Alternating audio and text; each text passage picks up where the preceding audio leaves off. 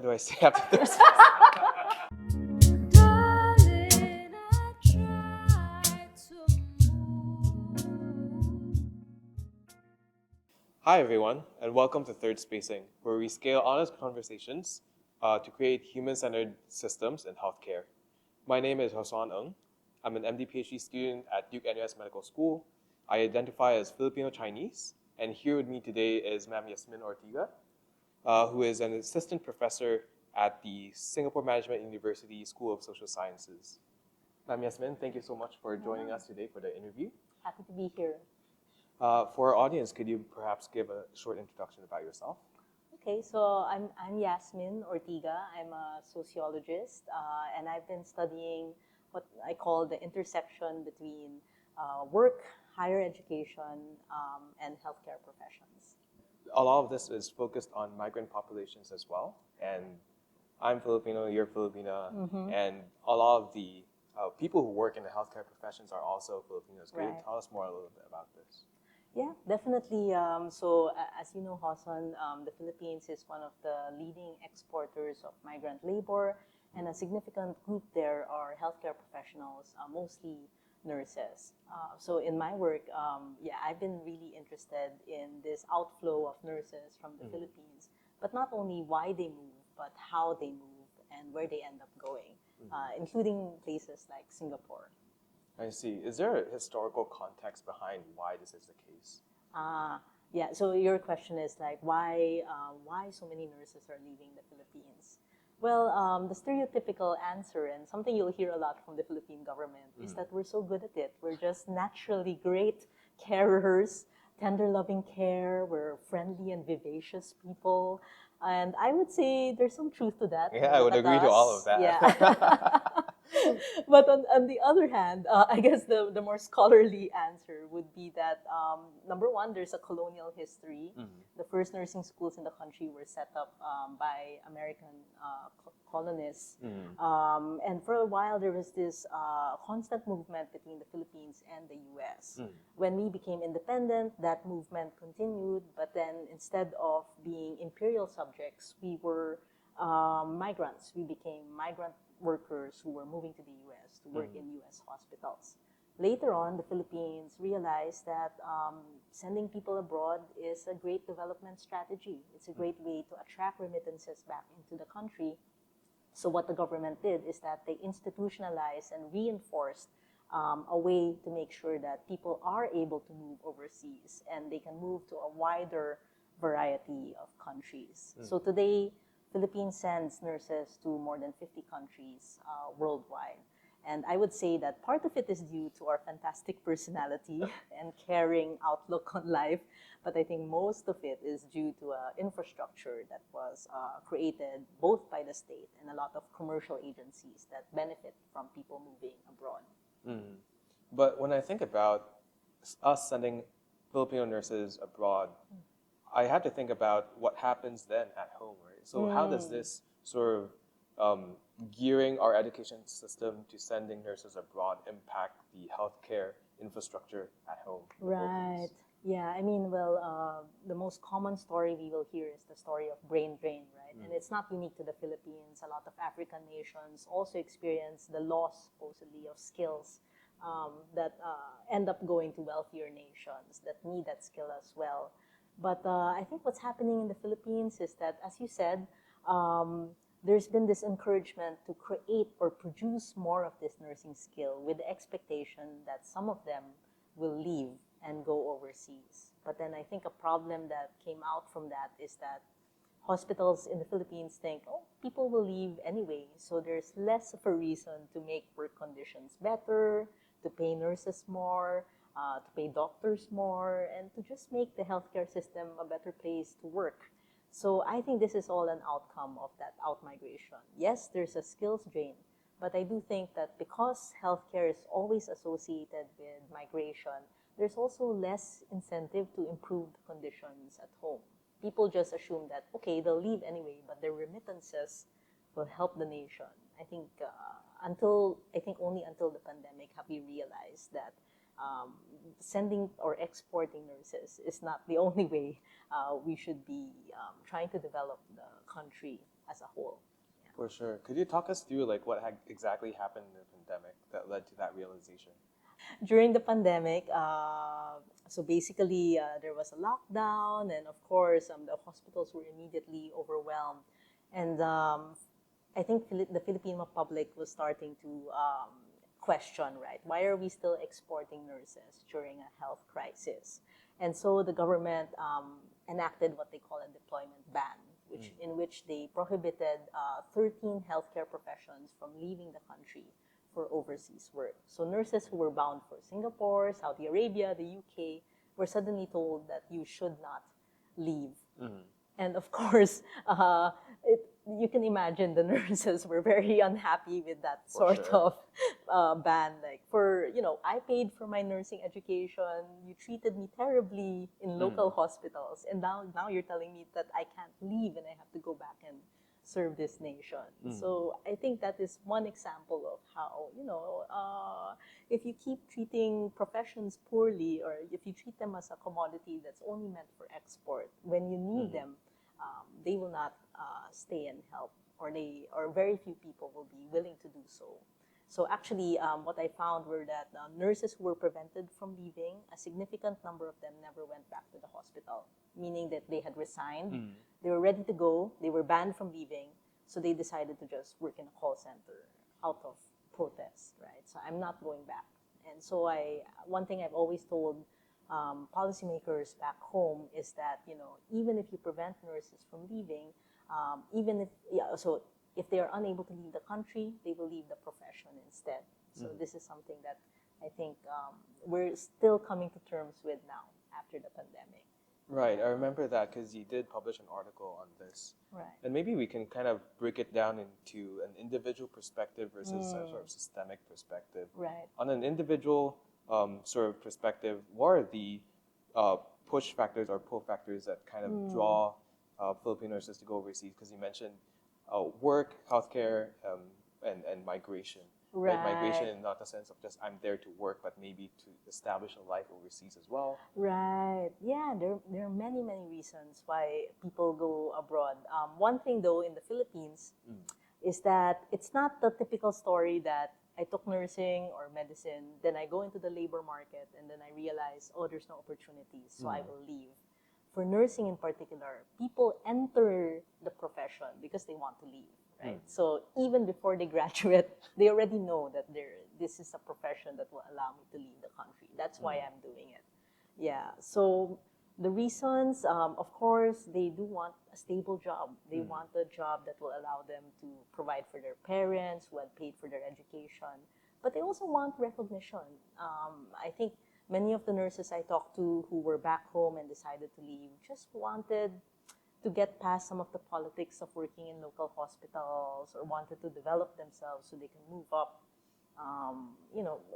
beyond the kind of work that they're exposed to back home. So many reasons. And for some, a sense of adventure, just to try something new.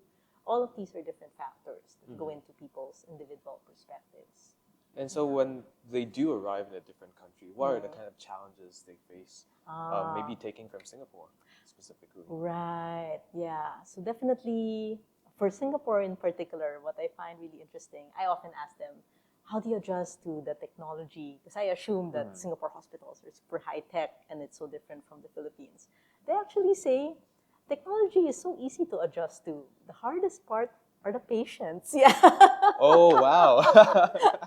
That's to be honest. And I mean, I understand people are stressed, you're sick, you're caring for others, but they do say that Singapore patients are more demanding, and it's harder to build rapport with them. So I think it's the cultural aspect, or the personal interactions, that become the big challenge.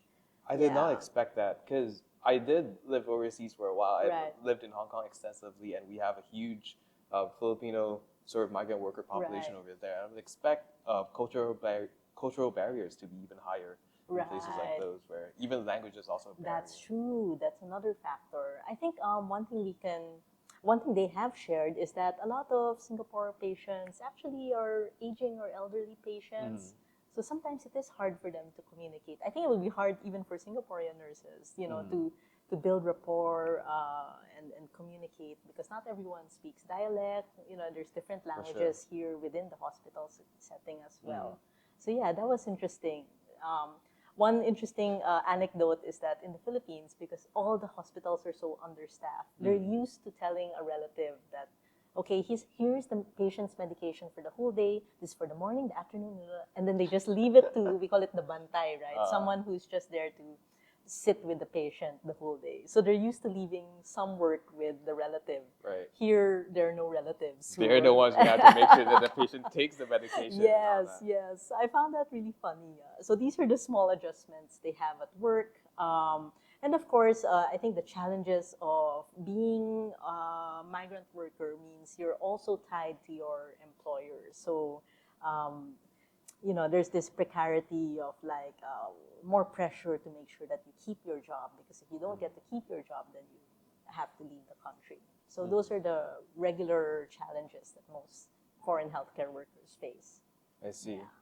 Maybe moving on to then the systemic perspective. Right. So a lot of, we talked a while ago about what it's like in the Philippines for brain drain to happen. But how about in Singapore, in terms of having a higher reliance on these Filipino migrant workers, especially during COVID when the Philippines instituted that ban?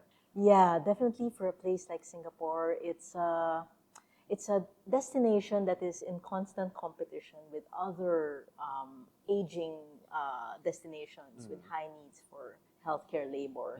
So Singapore is able to aggressively recruit people into the country, but then it also loses a lot of people to other places like the UK or the US. So yeah, I think the challenge there is that Singapore is also a small country. It's not Australia or New Zealand. So it has to balance this question of how many people can we absorb, and how do we balance that with our actual labor needs. For a long time, they've dealt with it by giving nurses temporary visas. And there's been this assumption that even if they eventually leave, it's okay because we'll find others to replace them. But remember, I talked about deployment ban in the Philippines, and you mentioned increasing demands for healthcare labor elsewhere, like the UK. I think it's becoming harder and harder to do that replacement as you lose nurses. So I think that's the big challenge the system now faces, right? You have to decide, should we start absorbing some of these healthcare workers as permanent residents, as citizens? Can we balance that with the overall economic social policies of the nation?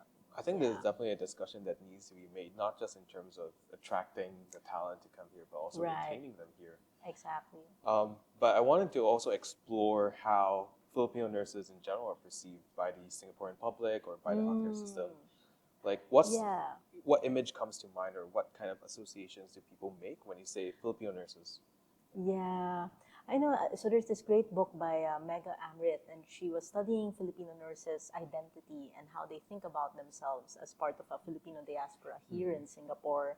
And she does say that there is this tension in wanting to differentiate yourself from compatriots who are of lower socioeconomic status, like domestic workers, and trying to distance themselves by saying, no, we are professional nurses. But at the same time, being quite stereotyped and encountering the very same forms of discrimination that all Filipinos face here in Singapore. So I think nurses, are kind of in the middle.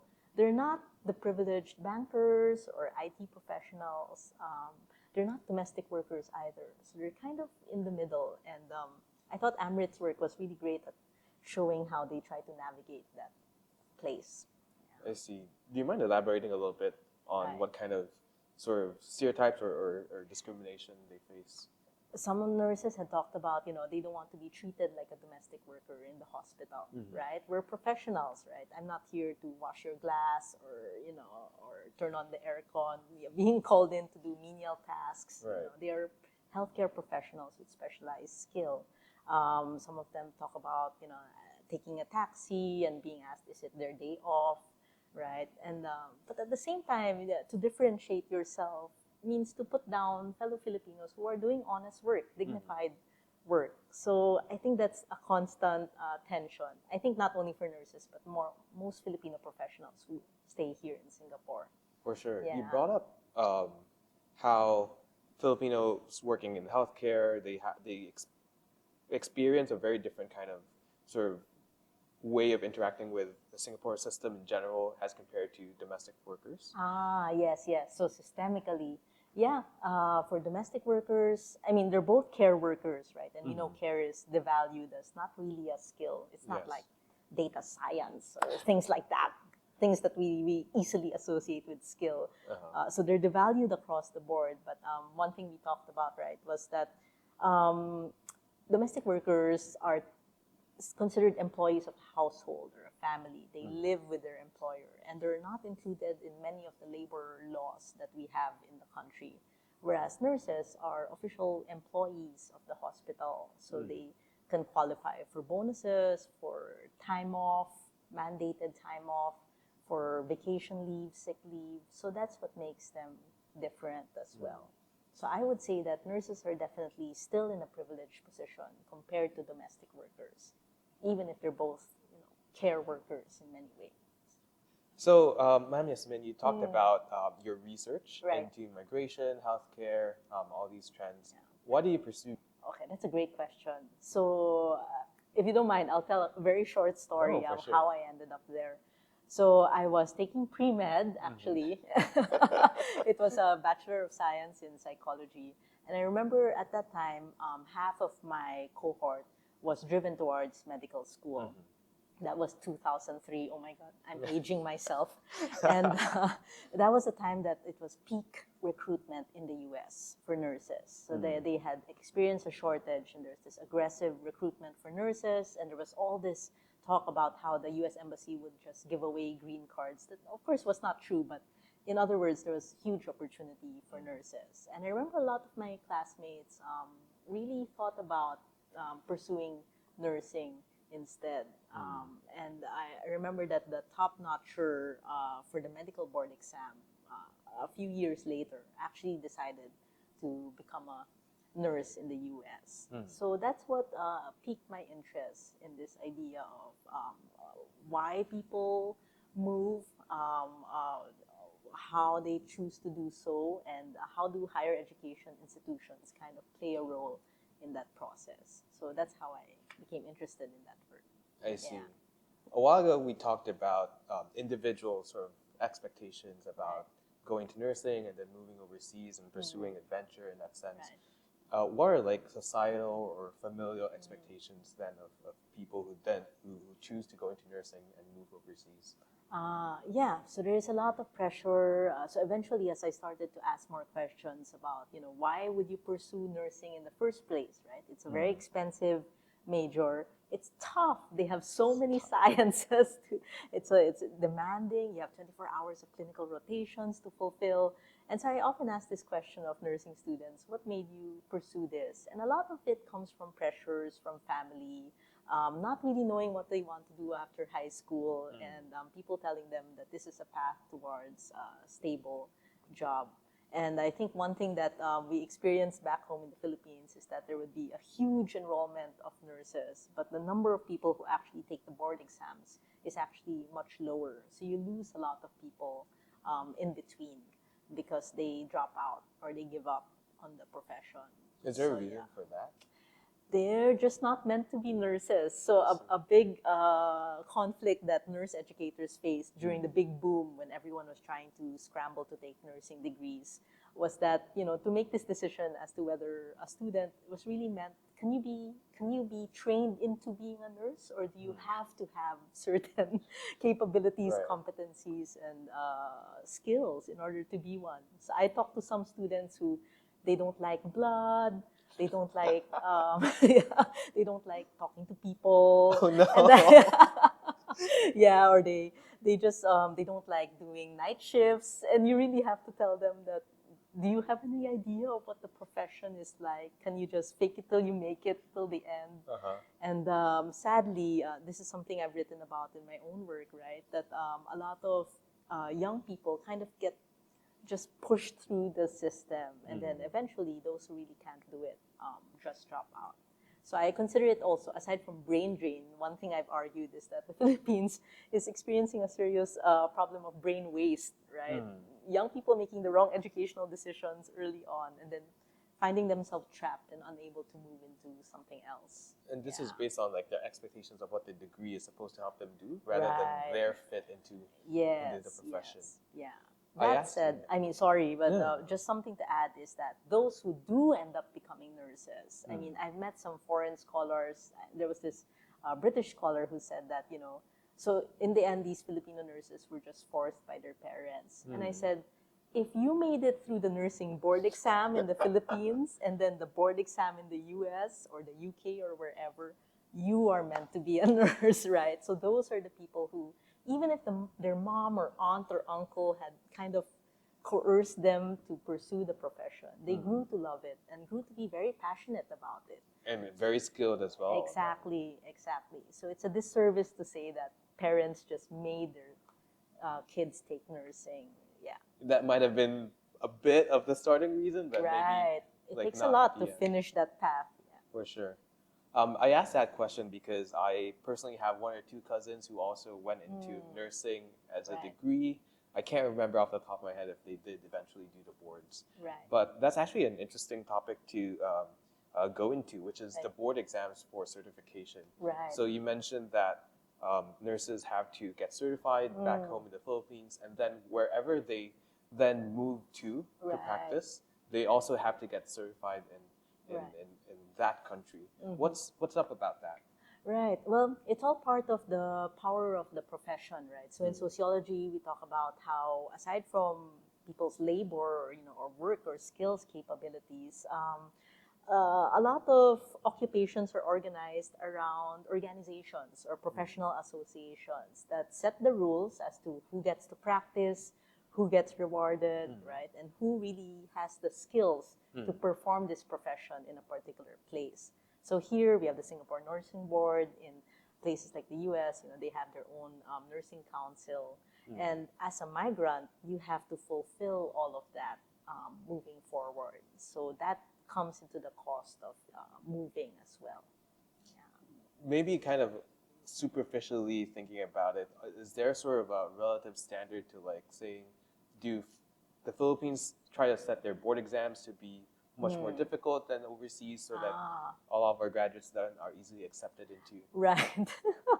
Well, I'm not so sure if they would do that. One thing though I'm pretty sure about is that the Philippines has this dilemma of like, what type of nurses are we producing, right? Nurses who can do local care within the Philippines and in the context of all our challenges and unique circumstances? Or do we want to produce global nurses who can do nursing anywhere in the world? And so far, I think the official stance has been both. So then the board exam has questions on like community care, but it also has questions on like very like high-end like scientific questions to signify global competency. And I feel bad. I feel like it's a burden. So I often say, wow, this is the burden of producing the global Filipino nurse. You have students who have to prove that they can be local nurses who adapt to not having, I don't know, an automatic IV machine that dispenses. They have to do it manually. That's something you have to learn to do on the job. And then someone who can also do all this high-tech e-charting, whatever, in first world hospitals. Yeah. So both low-tech and high-tech skills. Yes. I imagine that would be extremely frustrating as well for like educators and people who are in charge of designing the curriculum for nursing back home in the Philippines. Yeah, definitely. For educators and the students. I mean, I remember I was in one school and the students said that they had one elective on geriatric nursing. Right. I think, as you know, the Philippines is a very young country. So geriatric nursing, it's meant for this overseas appeal. And the student told me, like, why did they call it an elective if everyone has to take it? And he just didn't see the point of taking it because he wasn't really thinking about going overseas at that time. So, yeah, it can be frustrating for both educators and students. Yeah. But segging into, so we talked a lot about nurses who eventually decide to move overseas and practice, but what makes people decide to stay back home in the Philippines to practice? I think one thing, so we all know that, wages are a big incentive, but I've long argued that it's not the only one.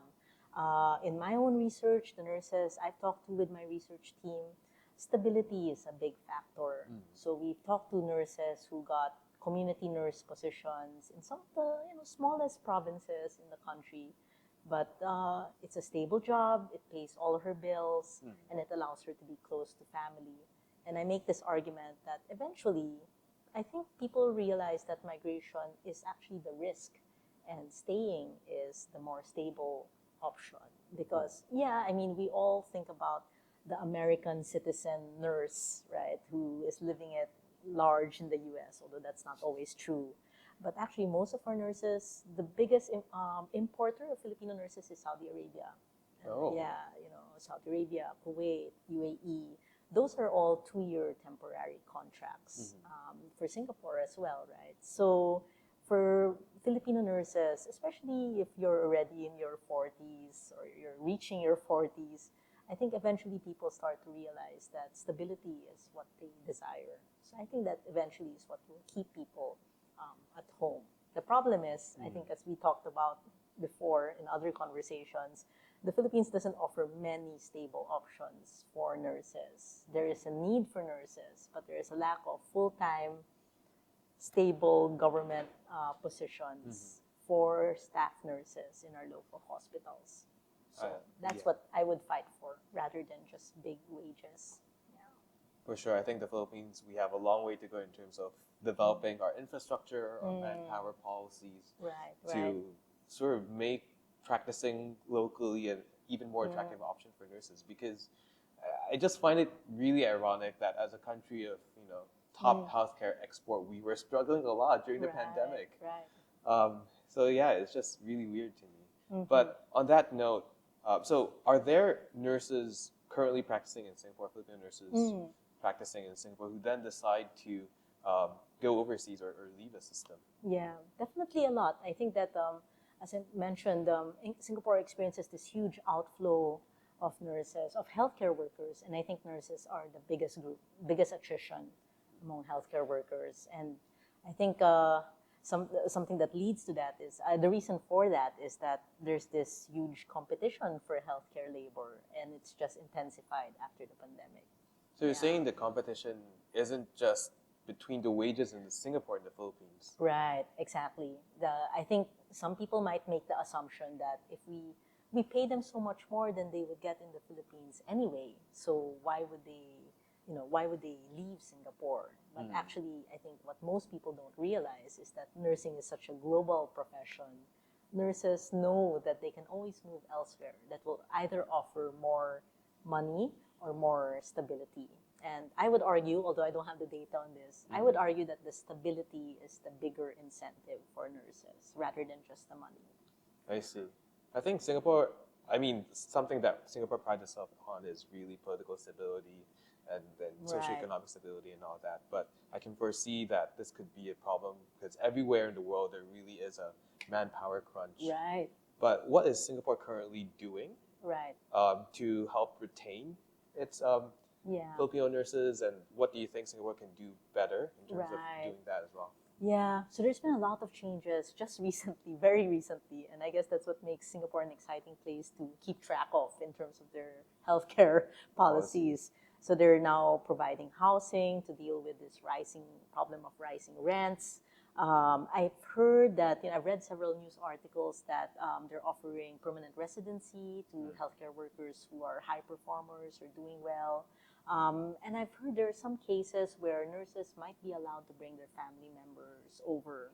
So I think these are very good moves. I welcome them. But as I said, I think it's a difficult balance for Singapore because it's a small country. And so, I wonder if they can develop a stronger skills policy. I mean, they already have great skills policy to attract talent, but often when they say talent, it's usually technical talent or finance or IT.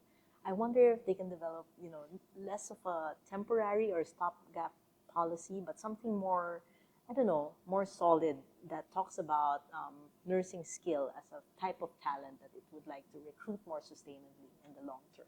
Right. At least that's what I'm just been thinking of. Actually, on that note, I find it interesting that a lot of the technically skilled, sort of skilled in technology workers, they usually get employment pass, which in terms of the work visas is sort of a step higher. Right. While a lot of nursing migrant workers, they actually get an S pass instead. What are the differences between those and how it's perceived? Yeah, mainly salary. Salary is, of course, I can't speak for the Singapore government, but here skill is, it seems to be quite related to the salary that you receive. So it's less, well, part of it is your degree and your training and all that, but your visa category is really about how much your employer is willing to pay you. So sadly, as I said, nurses are in this middle ground. They don't have work permits like the domestic workers, but they don't have employment passes like, let's say, the bankers.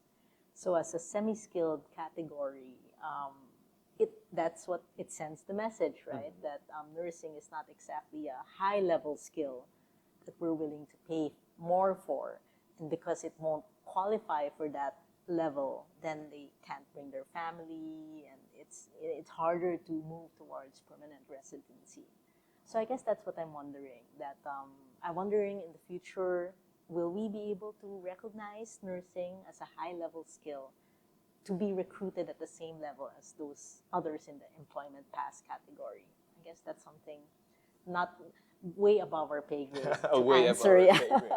But for sure, I hope it gets considered, because we are a profession that deals with saving lives and helping people live better lives. Right. Exactly.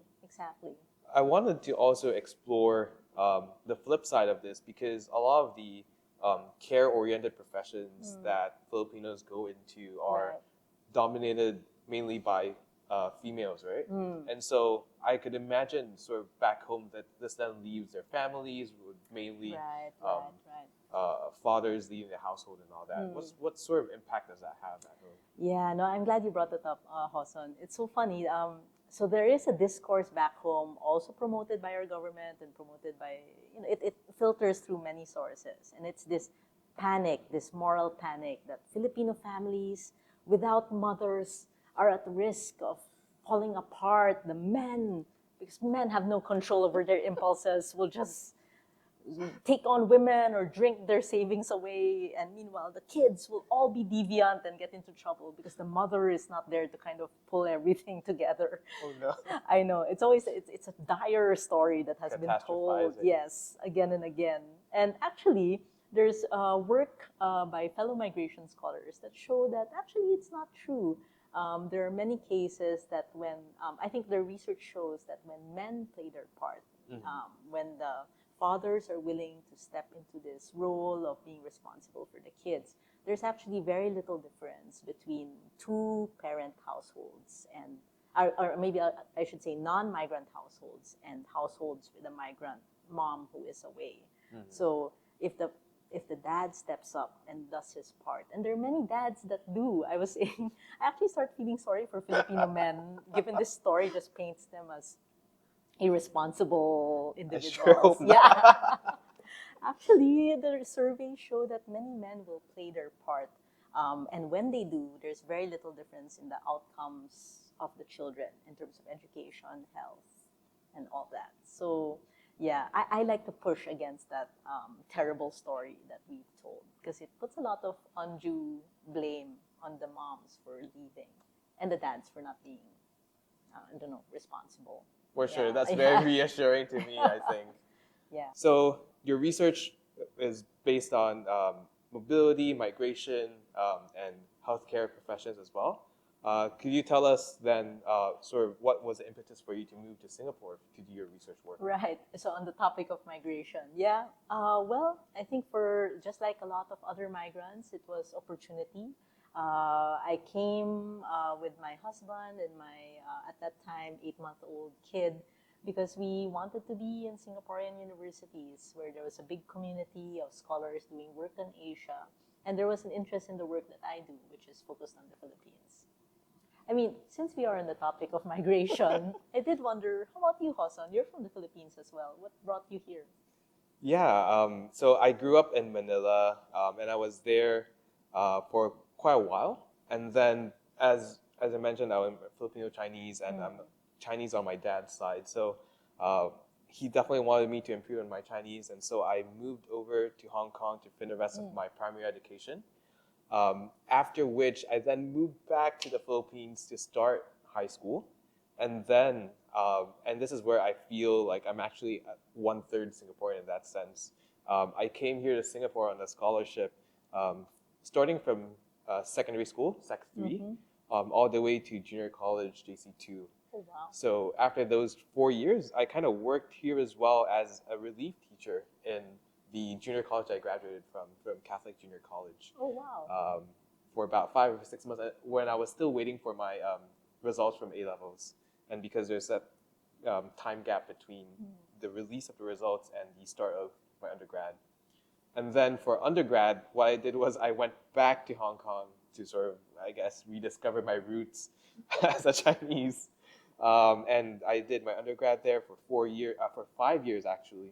And then I worked there. I worked in a think tank in a nonprofit organization for 1 year, where I was studying science and innovation and the policies around that. After which I applied to medical school and somehow got into Singapore. Not somehow. And then you got in, yeah. Yes, I managed to get in somehow. And I'm really grateful for this opportunity because to me, Singapore has always represented itself to be a land of opportunity. I know a lot of people think that way of America and to the US, and I think perhaps the US was that way quite a long while ago. But to me, Singapore is that representation because I came here from the Philippines, not expecting to be to benefit from so much, but I received so much of my formative education in secondary school, and coming here again for medical school, benefiting so much. There's just so much opportunity, even for foreigners like me. Right. And that's really, I think, in short, the biggest reason of why I'm still here in Singapore. Exactly. It seems like a good theme for our conversation. I mean, migration scholars would say that that's always the two sides of movement, right? It brings opportunity and it can provide so much, but at the same time, you navigate unique challenges that come from being a foreigner. So I'm just, in a way, your story is typical of many stories as well, especially among healthcare workers. So thanks for sharing it. No, I feel like I also resonate with how a lot of Filipino workers, not just those in healthcare, but also in other service professions as well, like cruise workers, domestic helpers, they all try to go overseas to also find better opportunities than what are available in our country back in the Philippines.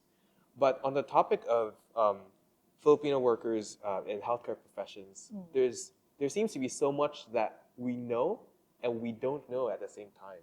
Right? Do you mind elaborating a bit on those? Yeah, in terms of healthcare migrants here in Singapore. So I think one thing that is widely known is that there are a lot of foreign healthcare workers.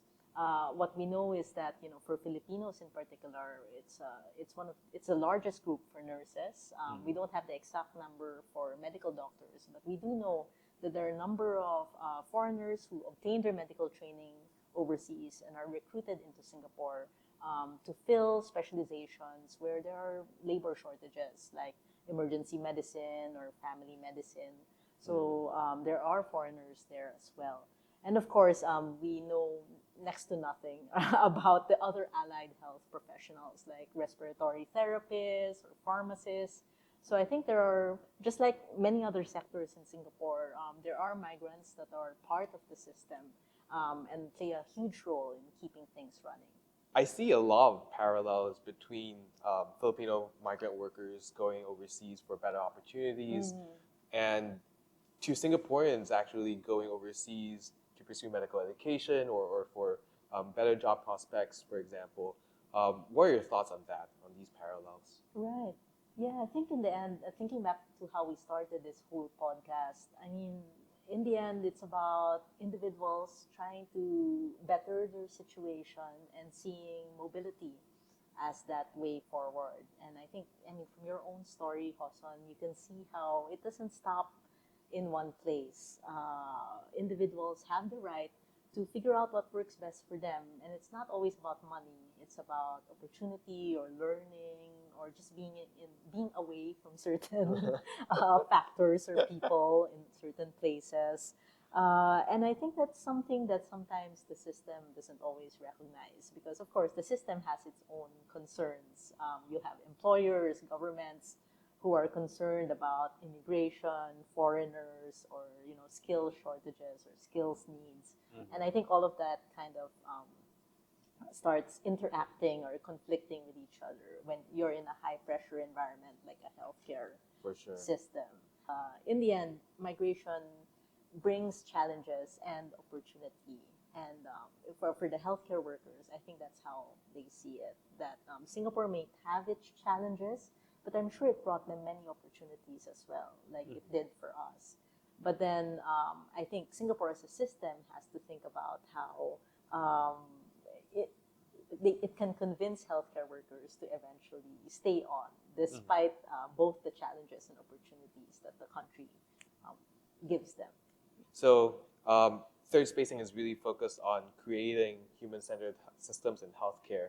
And we talked about on the individual level, we have all these dreams and aspirations of for Filipino migrant workers going overseas, looking for opportunities.